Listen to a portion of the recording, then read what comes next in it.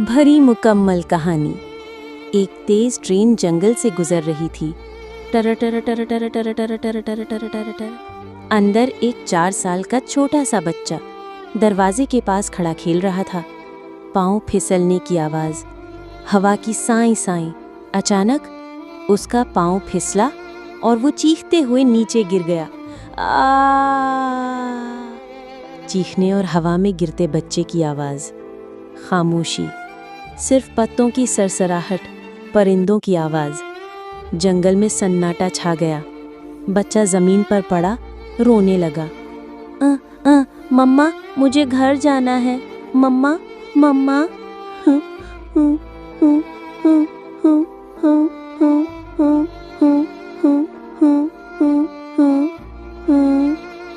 दूर से झाड़ियों में हलचल, किसी के कदमों की चाप।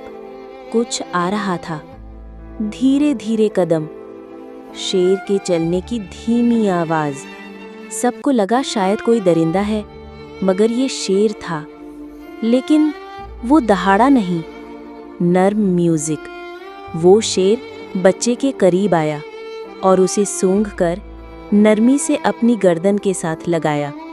फिर आहिस्ता से उसे अपनी पुश्त पर लाद लिया। बच्चा रोता है, लेकिन अब आहिस्ता आहिस्ता सिसकियाँ। वो शेर उस बच्चे को लेकर अपनी गार में आया, जहाँ उसके बच्चे सोए हुए थे। मौसीकी में रोशनी सी आती है। उसने उस बच्चे को अपने बच्चों के साथ सुला दिया, उसे चूम कर उसके आंसू साफ किए। और उस दिन से वो शेर उस बच्चे का बाप बन गया। कुछ साल बाद वही बच्चा अब बड़ा हो चुका था, बहादुर, सच्चा, दिलों पर राज करने वाला, और वही कहलाया